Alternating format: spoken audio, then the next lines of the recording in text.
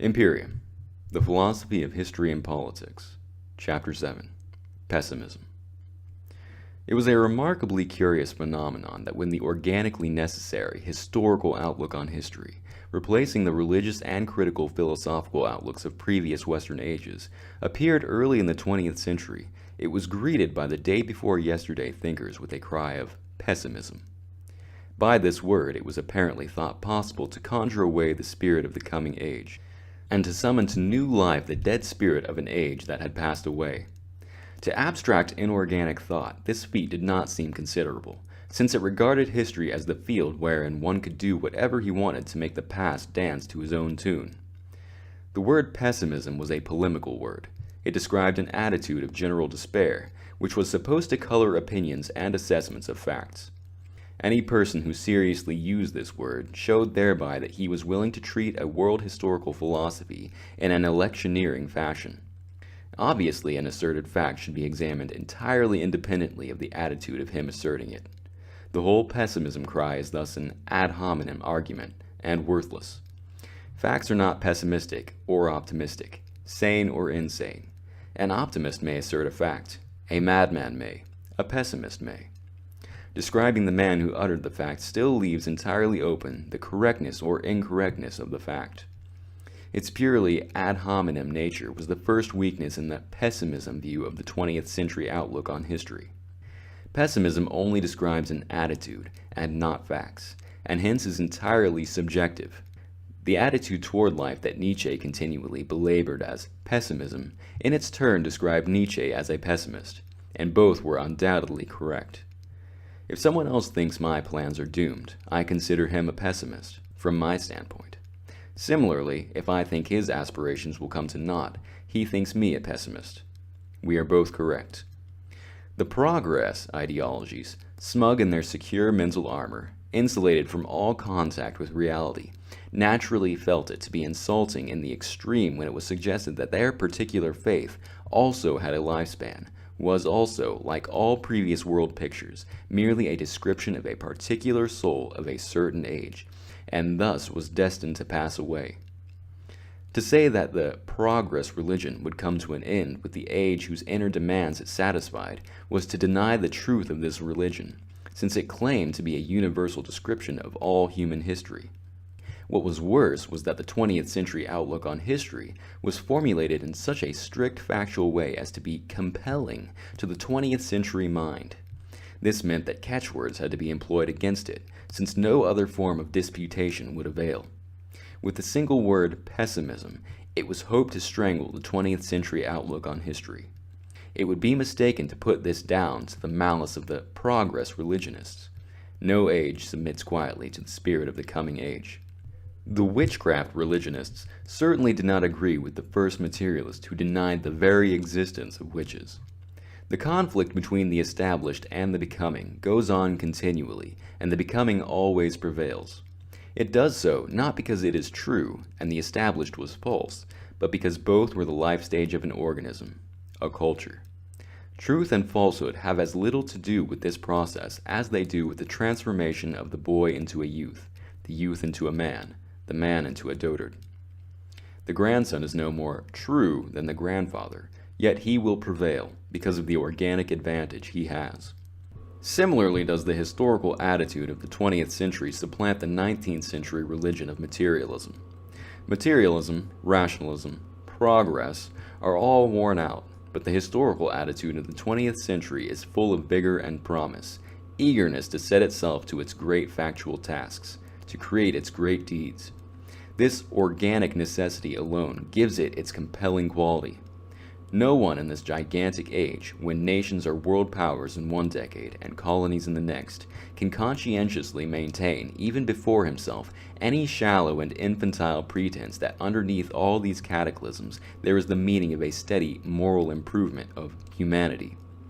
Some men have been rational for short periods.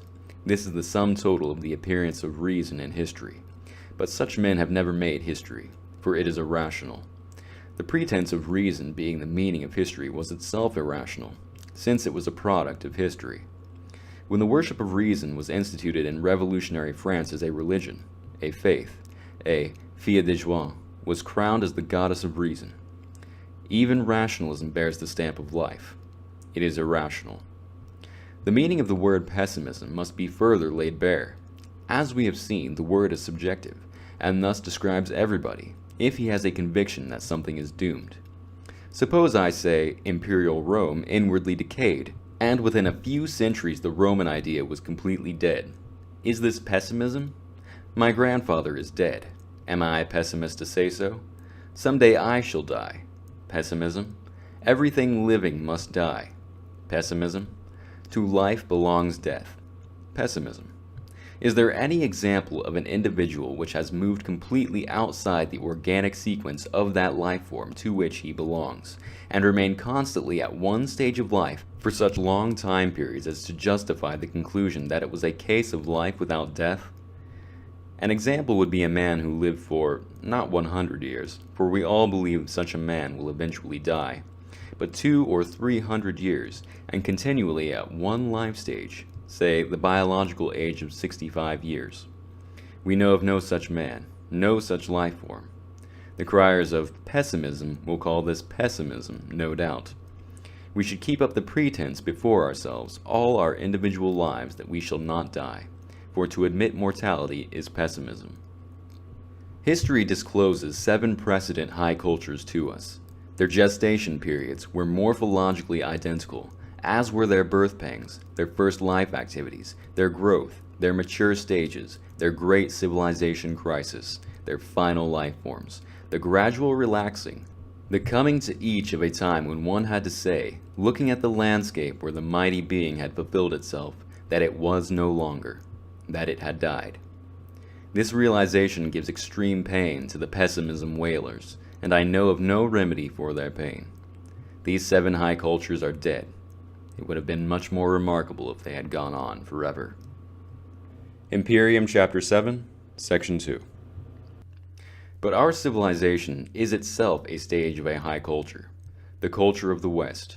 Its millennium of history shows that it is an individual organism belonging to the life form high culture. Can fact thinkers pretend that it belongs to the life form that has no lifespan? The question can now be formulated. Exactly how is it pessimism to say that since 7 high cultures fulfilled themselves, that an 8th will also? If this is pessimism, then anyone admitting his own mortality is inevitably a pessimist. The alternative to pessimism thus becomes idiocy. However, pessimism is an attitude, and if someone says that to admit the fact that life is fulfilled in death is pessimism, he shows something about himself. He shows his own cowardly fear of death, his entire lack of heroism, or respect for the mysteries of being and becoming, his shallow materialism. One must never forget that these same people are the ones who write and read, in their book and magazine press, a literature on indefinitely prolonging the lifespan of the human species. Again, this shows something about them, how they delight in juggling insurance statistics in such a way as to make them think they are living longer. This is their valuation of life. The longest life is the best. To this mentality, a short and heroic life is sad, not inspiring. Heroism generally is thus merely foolish, since indefinitely prolonged life is the aim of progress. In the Gothic religious times, the Western form of the idea of immortality of the soul was formed and developed. With the age of materialism, this became caricatured into the immortality of the body. The doctor of medicine became the priest of the new religion, and a whole literature glorified him as the ultimate human type, since he was saving life. And yet, shocking though it is to these people, death continues to accompany life. 20th century wars take more lives than 19th century wars. The generations continue their procession to the grave, and even the most cowardly materialist, who can never admit that anything living will ever die, goes the way of the materialist in the other 8 cultures. To people who live in a nameless terror of personal death, naturally the idea of the passing away of a superpersonal soul is also horrible and frightening. Materialists have never been respecters of facts. Whatever was not measurable by their ruler did not exist.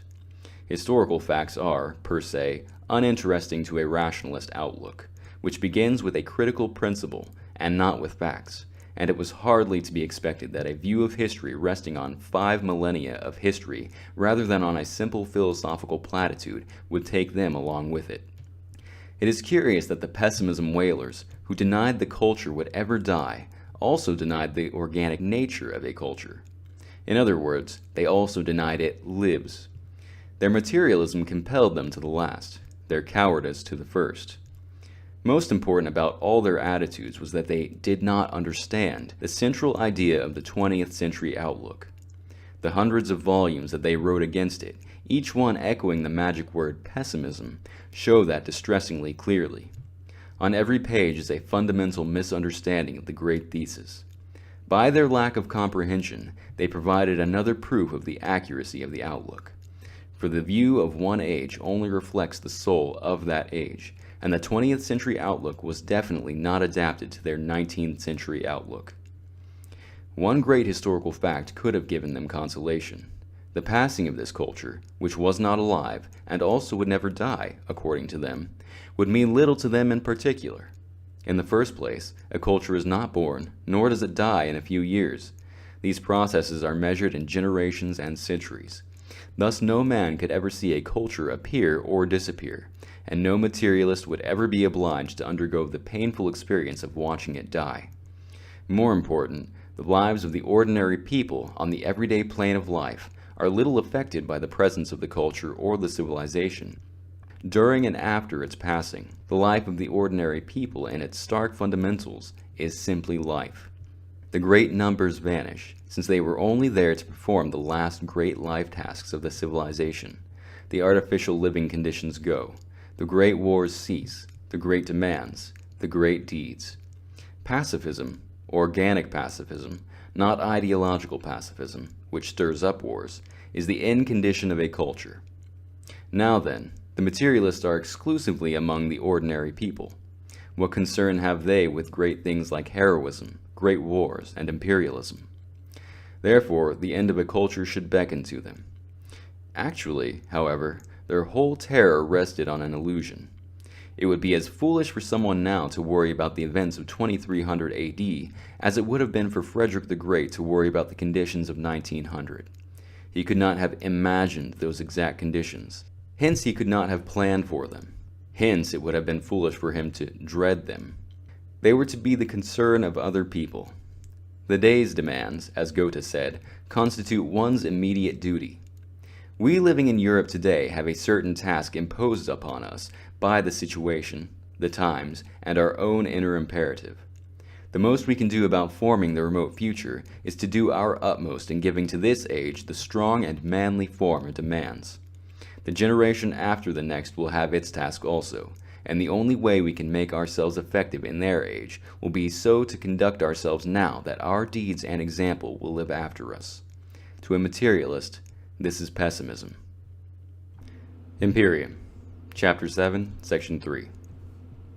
There are many intellectuals who would stop at the title of leading works of an historical age.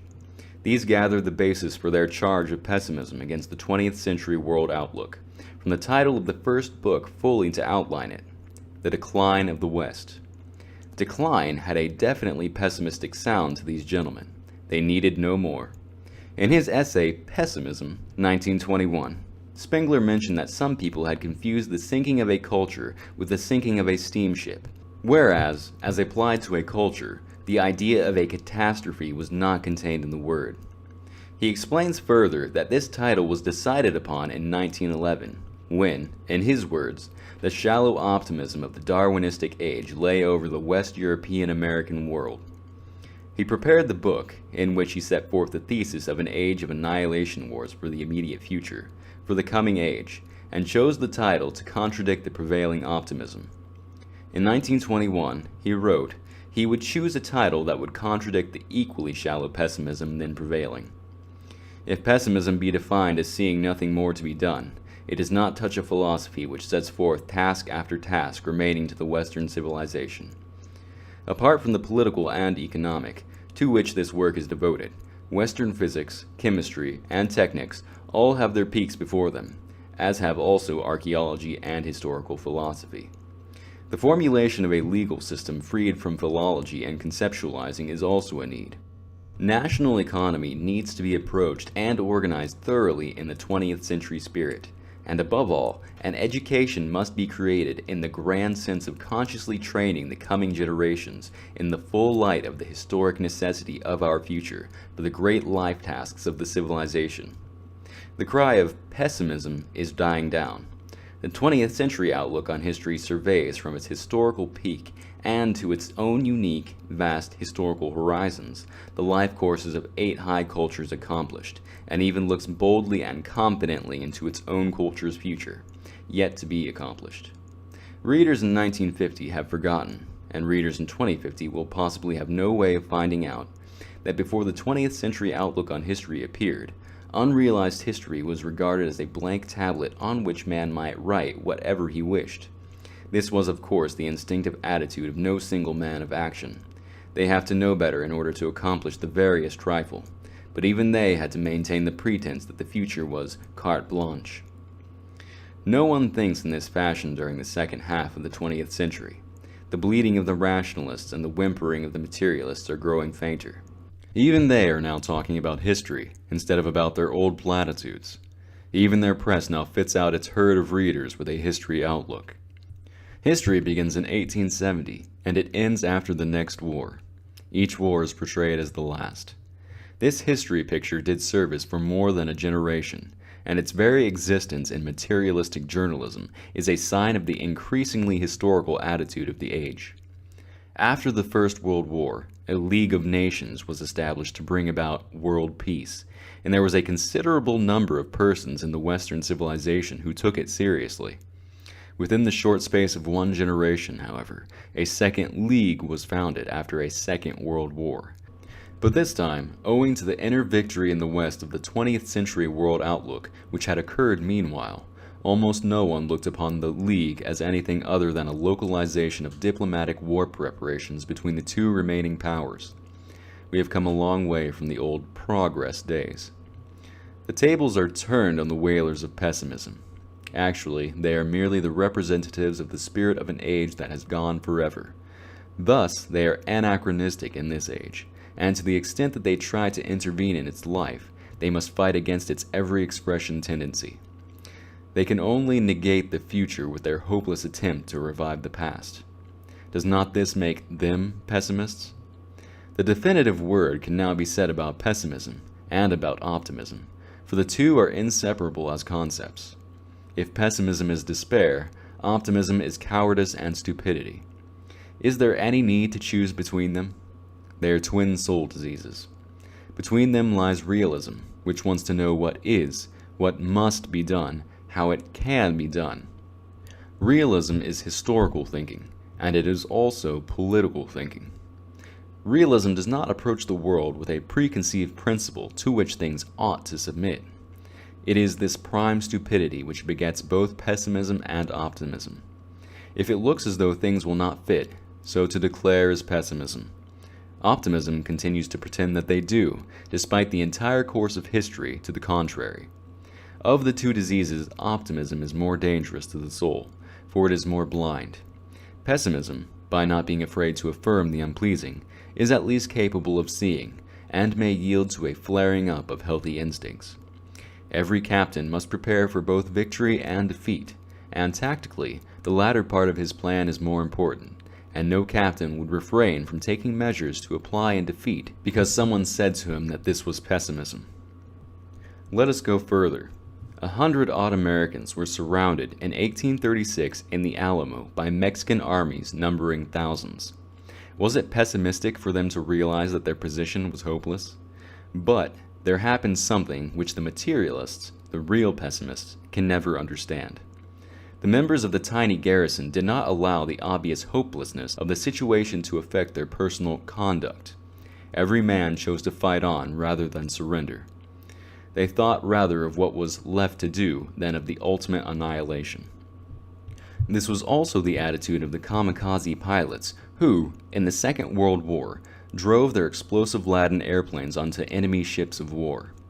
Not only is this attitude entirely outside any stupid optimism-pessimism scheme, but it is the essence of heroism itself. Fear of death does not prevent the hero from doing what has to be done. The 20th century has this historic attitude once more, and it thinks of its task, and not of the ultimate end of all life and death. Least of all does it fear death so much, both individual death and the fulfillment of the civilization within which we must actualize our possibilities, that it attempts to deny death in any way. It wants to live life, not cringe before death.